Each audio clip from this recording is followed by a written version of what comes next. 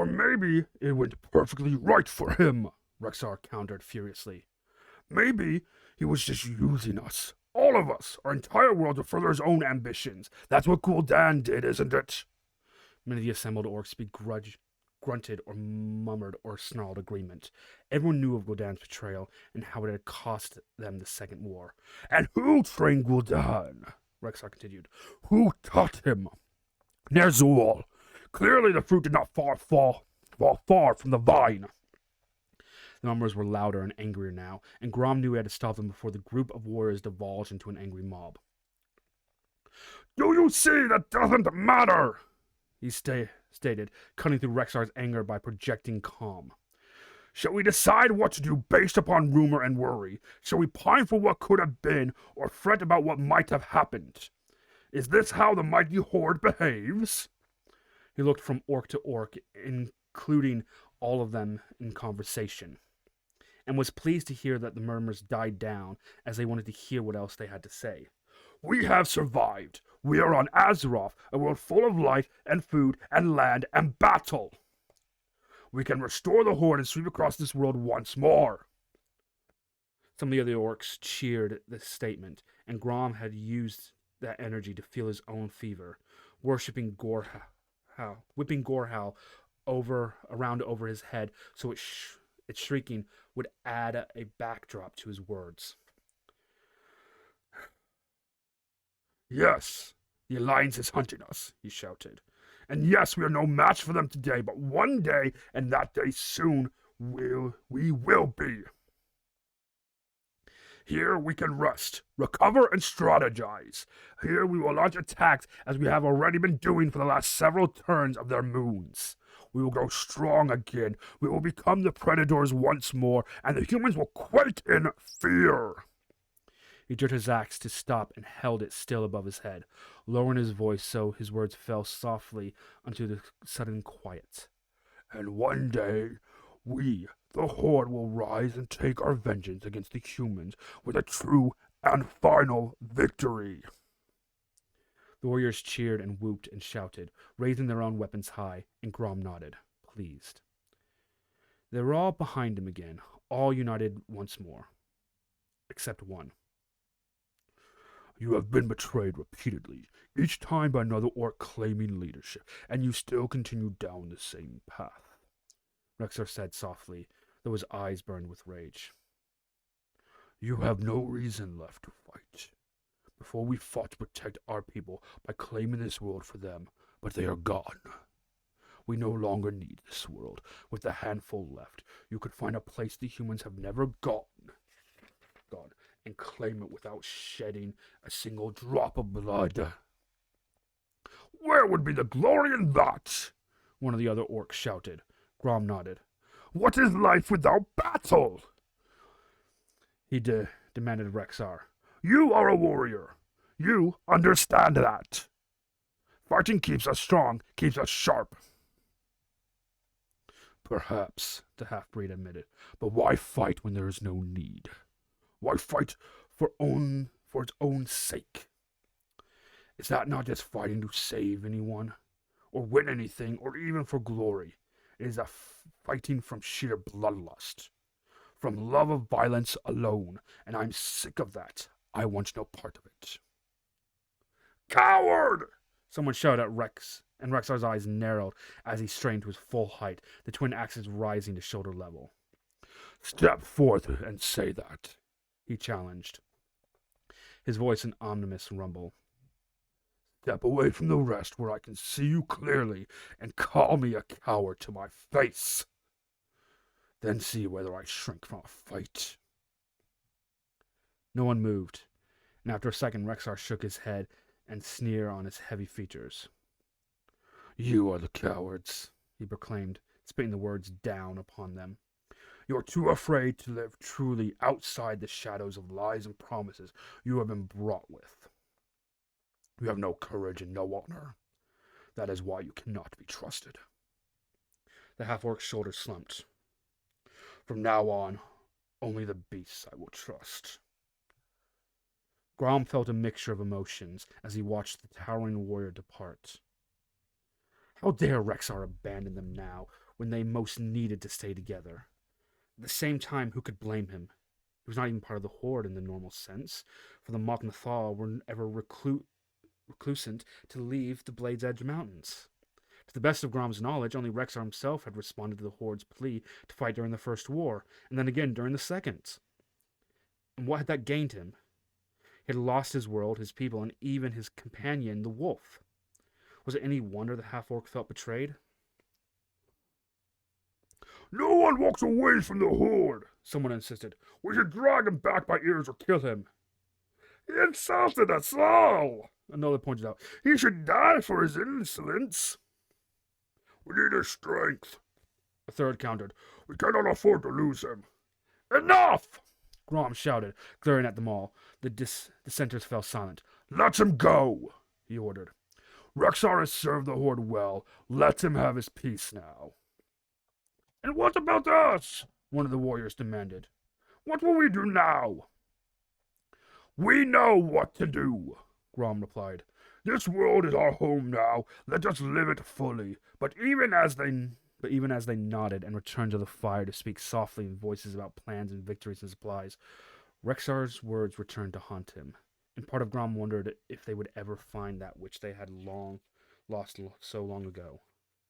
Peace. Chapter 28. Tyrrellian emerged from the rift, blinking. Is this Draenor? They had escaped Draenor's destruction by stepping through into another world, one they could barely make sense of. Khadgar and the other Magi had shielded them from the tremors passing through the rift, and once it had quieted and had returned, hoping to search for any of their comrades that might have survived. But his eyes registered what they saw. Tyrrellian jerked to a halt, staring. Only Illyria's tug on his hand reminded him to move out of the way so he could rest, so the rest could emerge as well. What is left of it anyways?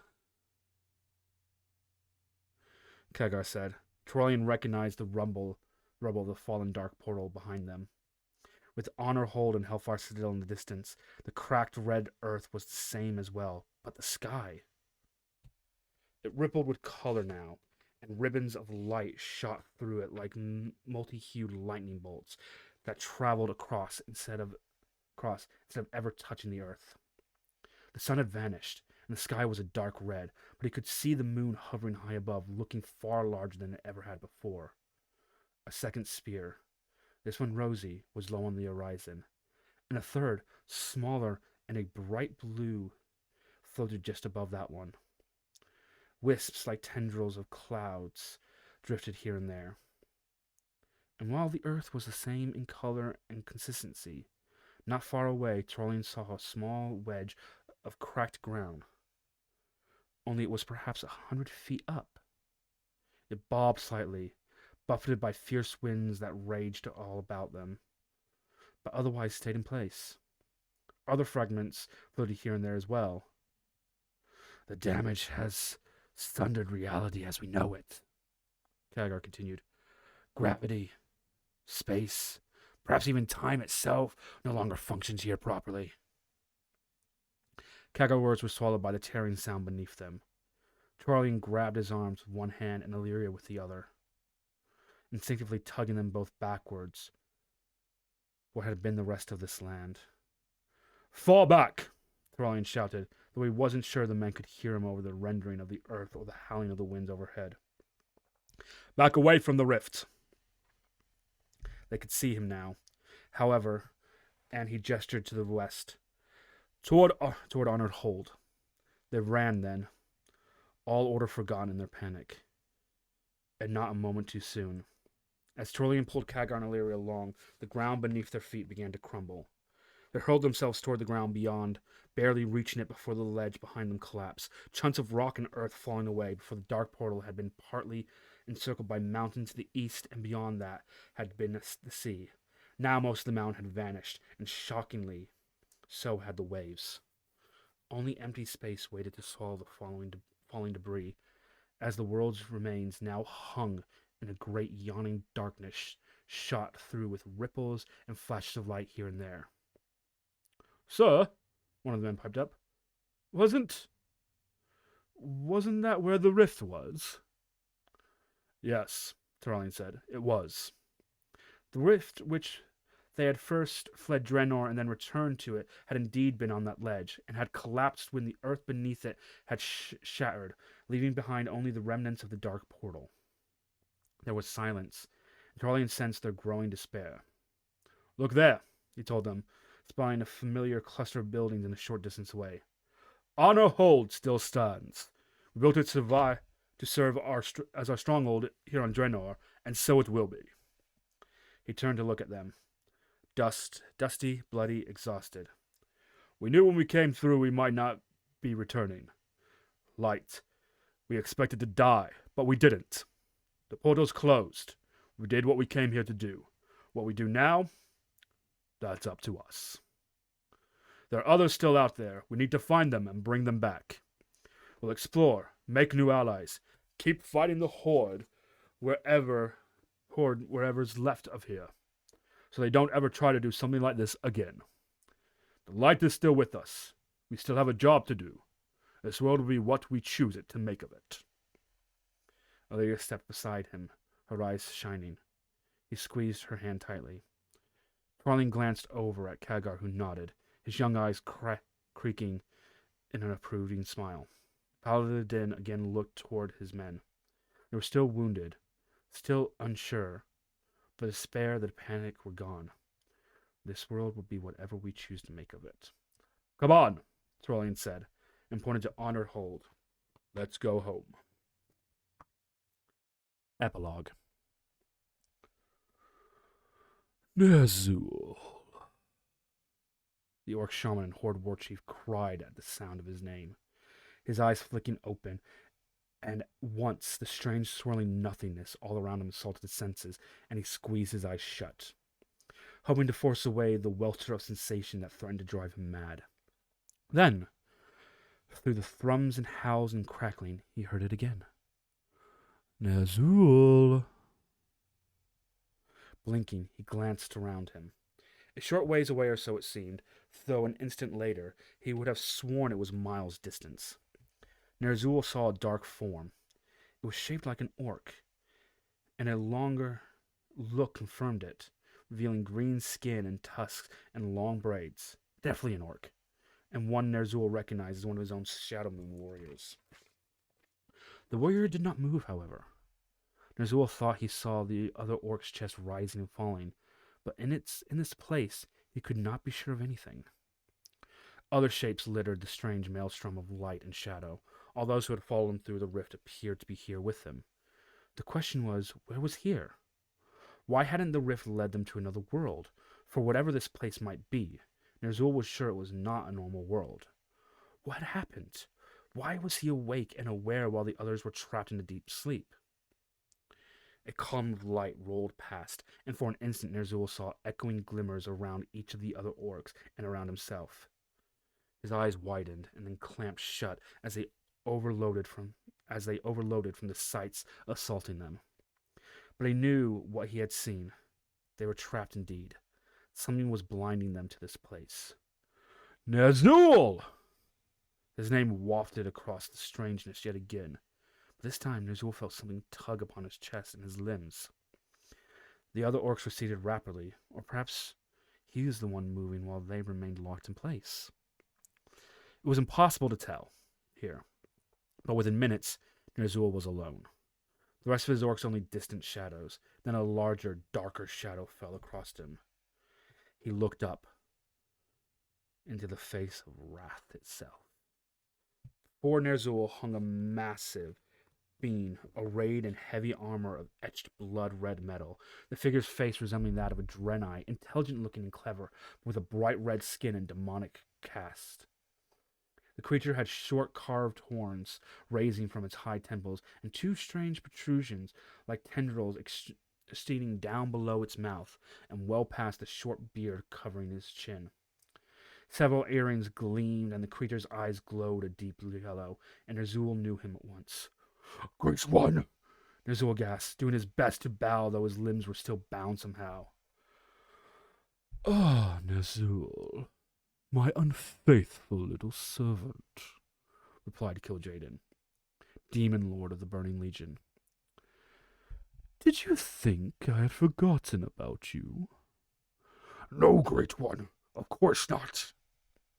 In truth, Ner'zhul had hoped so, and after the first few years he had begun to think it true. Now his heart sank as the Demon Lord continued to speak. Oh, I have been watching you closely all this time, Ner'zhul, Kil'jaeden assured him. You cost me a great deal, you know. The Demon Lord laughed. Chilling, grating sound. And now you shall pay for such failure. Ner'zhul began, but his brain could barely formulate words. You could not leave well enough alone, Kil'jaeden finished for him. I knew that eventually you would try yet again to cast magics you were not ready to handle. And did not understand. I waited, knowing that someday your own arrogance would bring you to me. He spread his gauntleted hands wide. And here we are. His eyes narrowed to mere slits. You have dreamed of death, thought to escape it. Now, my little puppet, death will be all you ever know. Brief glimpses seared Ner'zhul's brain, agony as pieces of flesh were